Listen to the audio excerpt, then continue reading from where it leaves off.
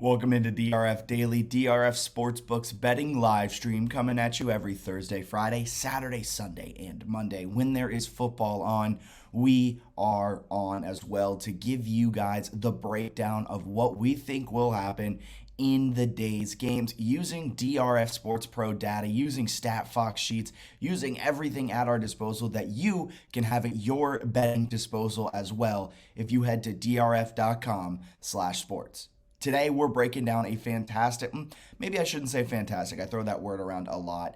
We're breaking down a football game that's going to happen on Amazon Prime. It's a Thursday night football game, so have your expectations tempered just a little bit. The Denver Broncos, they're playing host to the Indianapolis Colts.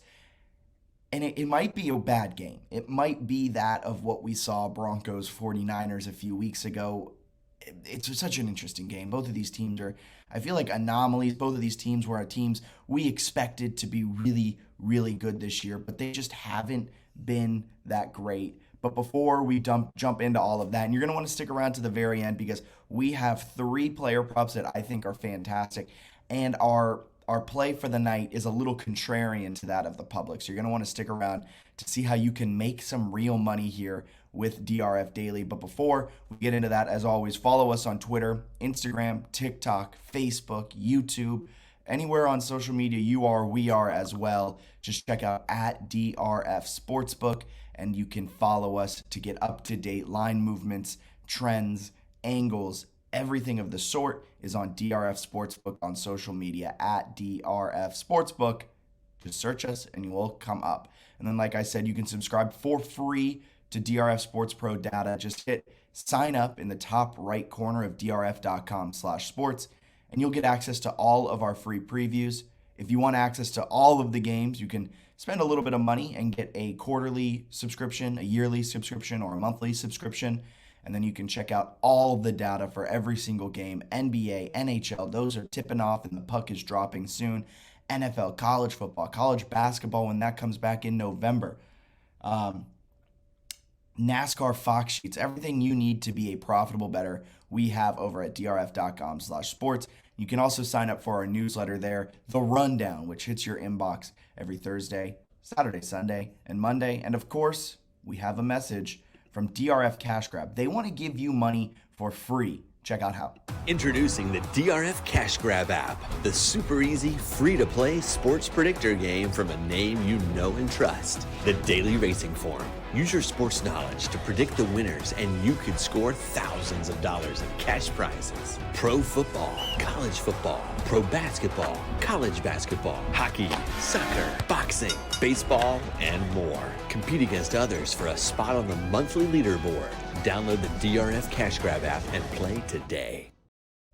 All right, with that out of the way, all the housekeeping stuff is done. Let's break down today's Colts-Broncos Thursday night game. Bound to be a fantastic one. Broncos 3-point favorites. They've been hovering around that 3.5 mark since this line opened. It's down to Broncos -3 right now. It was -3.5 just a few hours ago. I would not be surprised if we saw it bounce back up to 3.5. That number 3 is kind of a magic number. Of course, in football, you can win by 3. So at -3, that's a push. So we might see it jump back up to -3.5. Will be interesting to see how that shakes out as we get closer to kickoff. The total is set at 42, which to me seems a little bit high. I think 25 might be around the number. We saw a 21-point game on Thursday night a few weeks ago with the 49ers and Broncos when it was an 11-10 game. Absolutely abysmal. I think this game might be similar for a few reasons. The Broncos are 16th in expected points added, and if you listen to DRF Daily during college football days, I always love bringing up EPA. I think it gives us a good measure of how good or how efficient a team actually is. And the Broncos are 16th in the first 80 yards of the field. They're dead last when it comes to the red zone. They've only scored 2 red zone touchdowns this season on a lot of opportunities. They have 2 goal line fumbles that came week 1 against the Seahawks. And now Javonte Williams is out, and it's the Melvin Gordon show, and a third string running back that I'm not sure what his name is. But it's Melvin Gordon who has a pure fumbling problem. It'd be interesting to see what he does when he has the full workload. On the other end, the Colts come into this one not too great.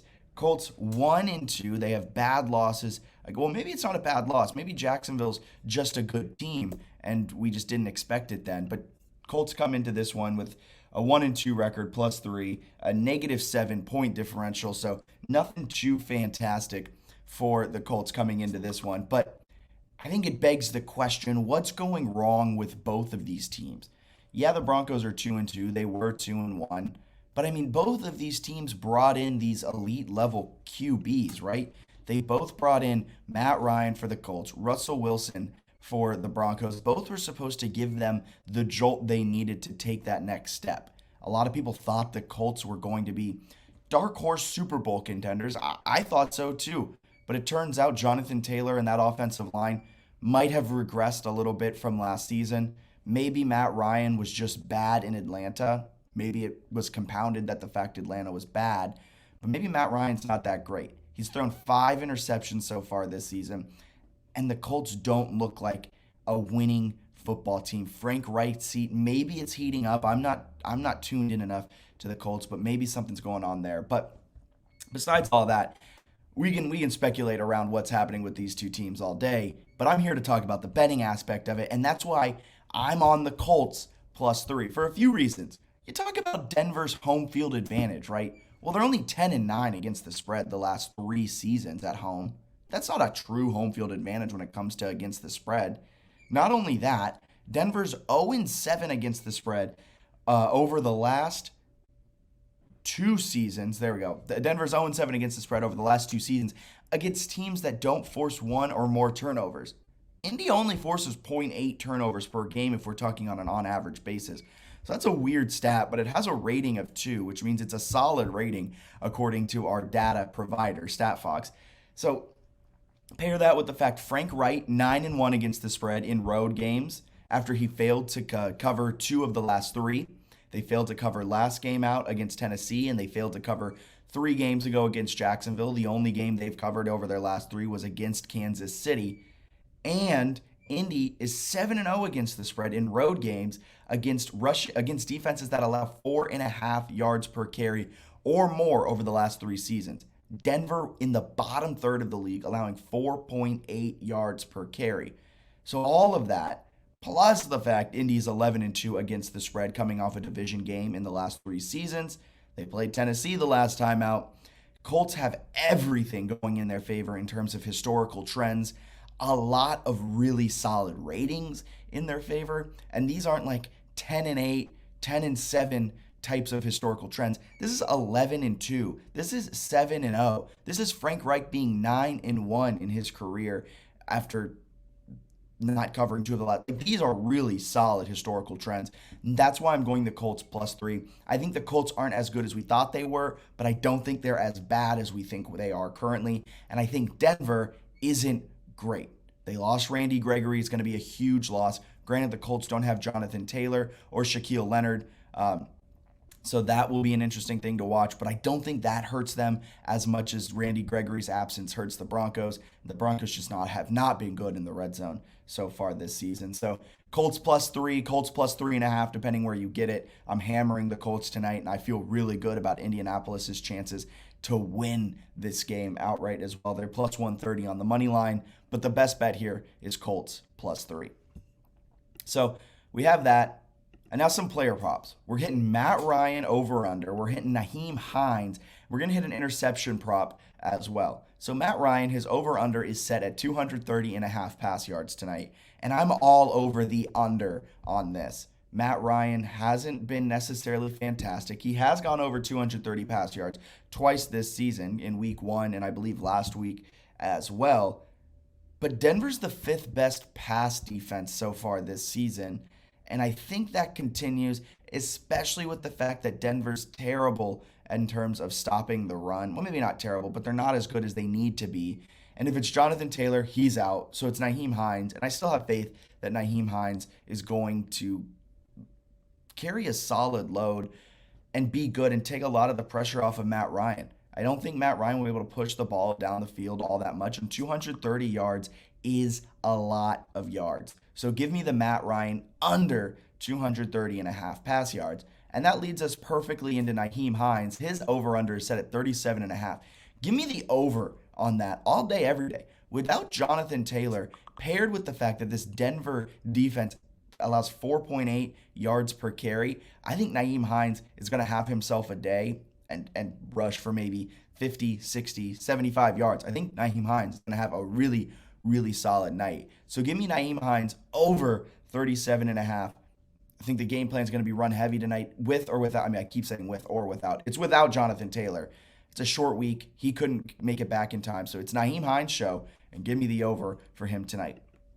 And then Patrick Surtain of the Broncos to record an interception. Matt Ryan has thrown 5 interceptions, folks, this season. He's thrown an interception in every game but one. Patrick Surtain is a good cornerback. He doesn't have an interception this season. It's plus 485 on DRF Sportsbook. So if you're in Iowa, you can check out all of these player props. He's plus 485 to record an interception. I'm going to hammer that plus 485. I just think the value is there. I think Surtain will be covering whoever the Colts throw out there on the wide receiver side. And I think Surtain will be able to come down with an interception. Matt Ryan's going to make a bad decision. He has 5 interceptions. He's thrown one in week 1, 2 in week 2, or 3 in week. He has 5 interceptions. That's a lot through 4 weeks of football. So give me Patrick Surtain to record an interception at plus 485. I think if anyone's going to do it on this Broncos defense in terms of being able to kind of predict it, it's going to be Patrick Surtain. So that's the breakdown of today's games. Here's our best bets recap. As always, we're going Colts plus 3, plus 3.5, depending on your book. But if you're with DRF Sportsbook in Iowa, that's Colts plus 3. Matt Ryan under 230.5 pass yards. I think Matt Ryan will be handing the ball off a lot more. I think this Broncos pass defense will be able to kind of slow down the passing attack of the Colts, the underwhelming passing attack of the Colts. And I think Nyheim Hines over 37.5 rush yards. Denver's rush defense is not good, so I think he gets a couple touches. He busts one for 10, 15 yards, and he's halfway there. So give me Nyheim Hines over 37.5 rush yards. And I think Patrick Surtain will record an interception at plus 485. So we'll be back tomorrow with some College Football Friday action. Until then, may your night be profitable. We're coming off a 2-1 Monday night. We're looking to keep that steam rolling here tonight on Thursday. Y'all have a wonderful rest of your day. See you tomorrow.